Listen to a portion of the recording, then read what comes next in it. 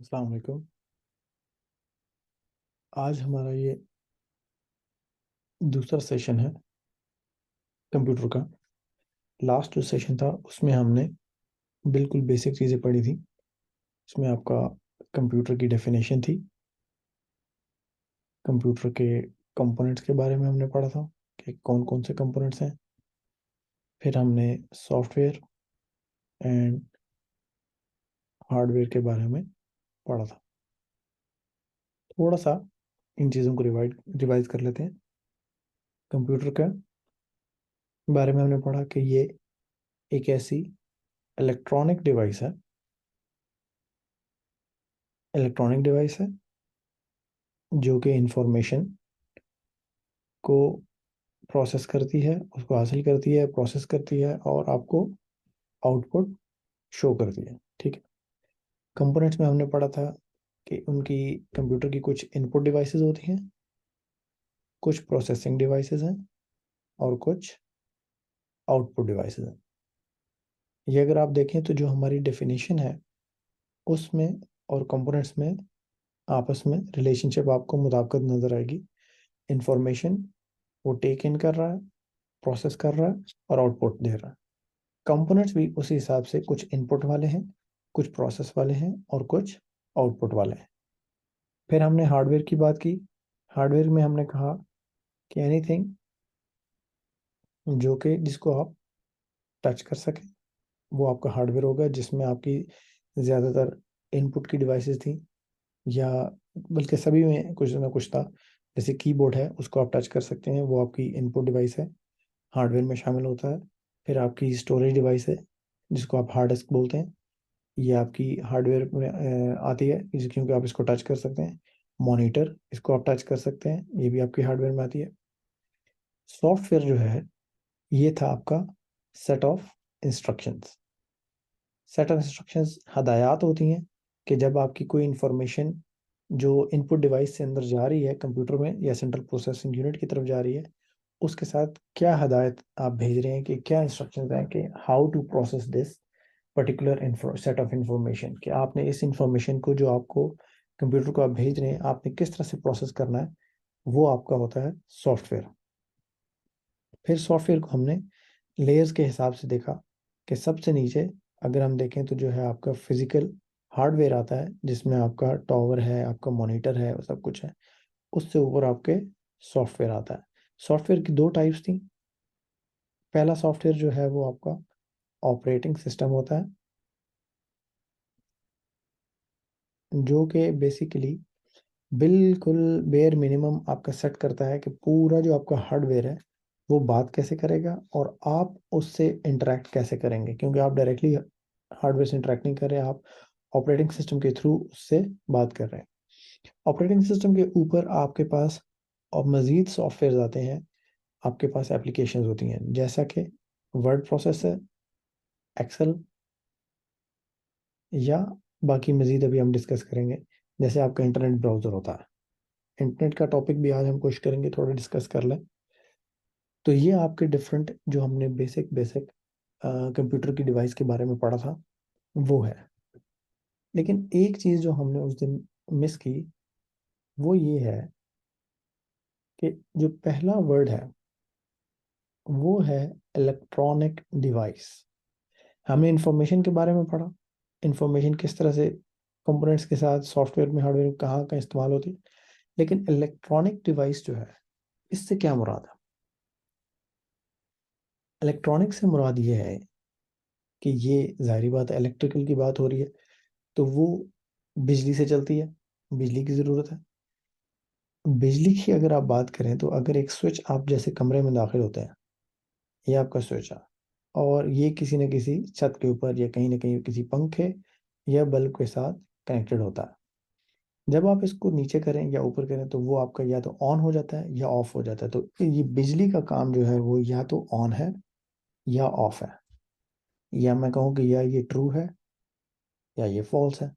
मतलब कोई दरमियानी राह नहीं है, या तो बल्ब ऑन होगा या ऑफ होगा। तो इसको हम कह सकते हैं कि या वन है या ज़ीरो है। 1.5, 0.5 वो चीज़ बिजली में नहीं है।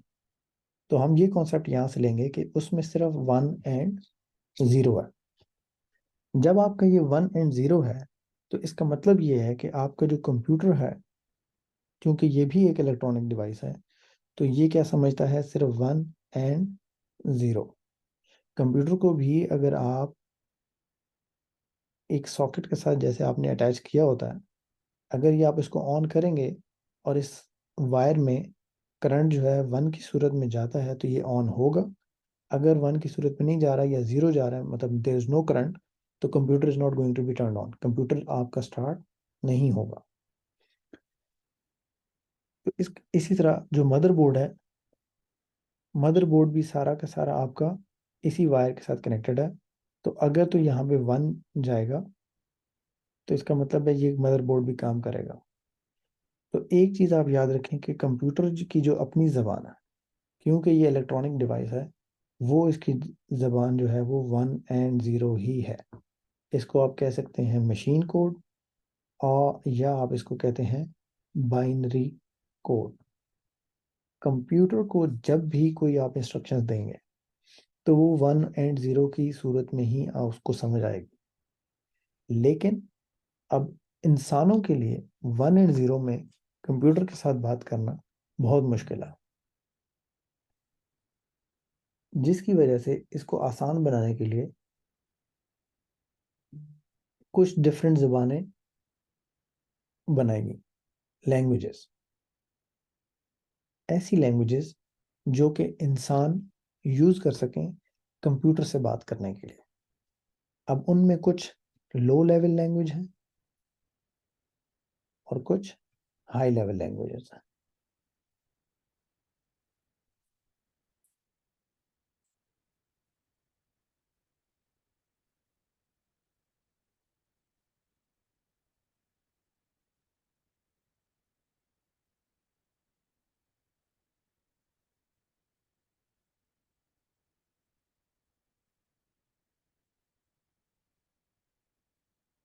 लो लेवल लैंग्वेज जो है, सॉरी हाई लेवल लैंग्वेज जो है, वो ऐसी लैंग्वेजेस हैं जो कि इंसानों ने खुद बनाई हैं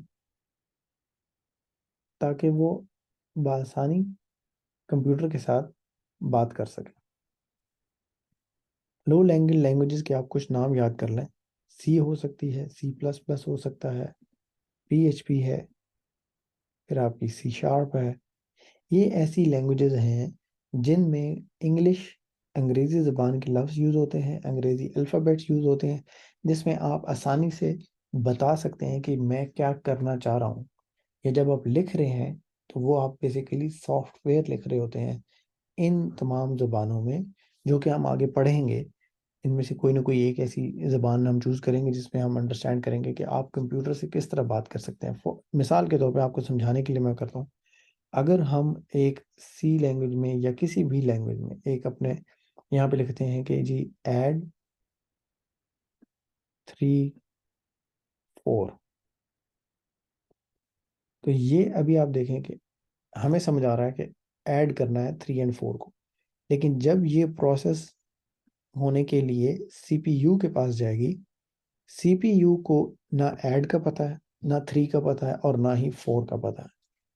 ये इंग्लिश के जो ऐड का वर्ड है, 3 है और 4 है, ये सारे कन्वर्ट होंगे 1 एंड 0 में, और ये 1 एंड 0 जाएंगे CPU के पास।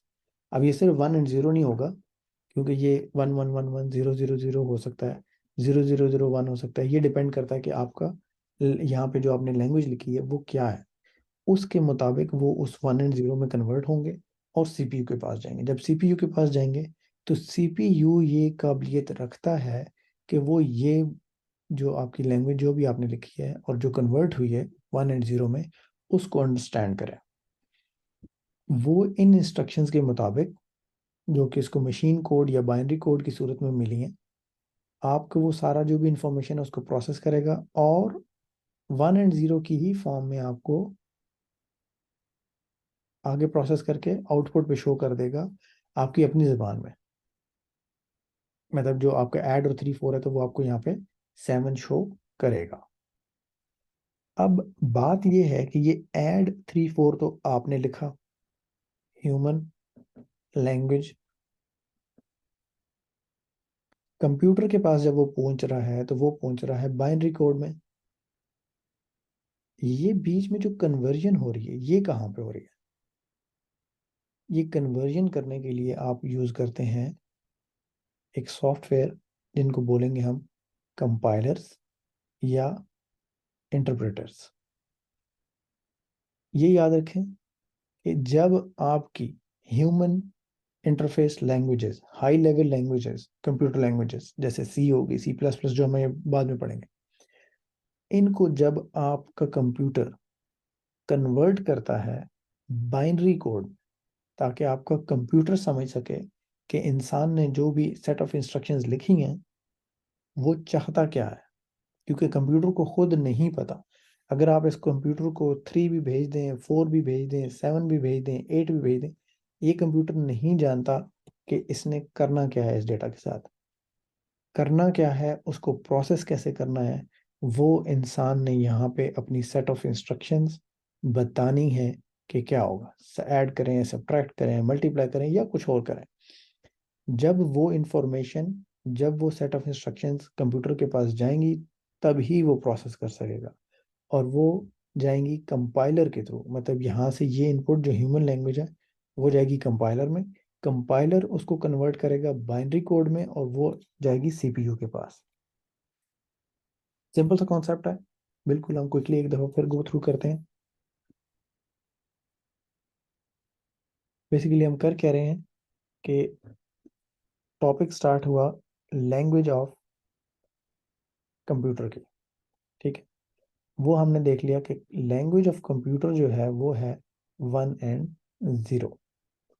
लेकिन इंसान 1 एंड 0 में कंप्यूटर के साथ कम्युनिकेट नहीं कर सकता, बात नहीं कर सकता, क्योंकि इंसान खुद 1 एंड 0 में वो इतना ज़्यादा उसको याद नहीं रख सकता। हम कहते हैं कि हम लिखेंगे सॉफ्टवेयर जिनको हम बोलते हैं इंस्ट्रक्शंस, और साथ उसको कंप्यूटर को बताएंगे कि उसने करना क्या है। हम कहते हैं कि उसने ऐड करना है 3 को और 4 को, और फिर सब्ट्रैक्ट करना है लेट्स से 5 को 7 में से। ठीक हो गया। ये दो डिफरेंट इंस्ट्रक्शंस हम उसको भेज रहे हैं, इंस्ट्रक्शन नंबर 1, इंस्ट्रक्शन नंबर 2। अब जब हम ये भेजते हैं सीपीयू की तरफ, जो कि ब्रेन है कंप्यूटर का, क्योंकि इसने इसको प्रोसेस करना है और फिर इसने आउटपुट भेजनी है मॉनिटर पे। तो सीपीयू को नहीं पता कि ऐड क्या है, सब्ट्रैक्ट क्या है, 5 4 क्या है। बीच में हमने कहा कि वो कन्वर्ट होंगी बाइनरी कोड में। बाइनरी कोड वो लैंग्वेज है जो कि सीपीयू समझता है, जो कि 1 एंड 0 की है। अब जो यहाँ पे कन्वर्ट हो रहा है वो कौन कर रहा है? वो आपका कर रहा है कंपाइलर। कंपाइलर भी एक एप्लीकेशन का नाम है जो कि हम आगे पढ़ेंगे, जो कि ऐड 3 4 को और सब्ट्रैक्ट को 1 1 0 0 0 1 0 0 0 1 की फॉर्म में सीपीयू को भेजता है। और सीपीयू इन 0 0 1 1 को रीड करके उसको प्रोसेस करके आपको मॉनिटर पे दोनों के रिजल्ट शो करेगा, 7 एंड 2।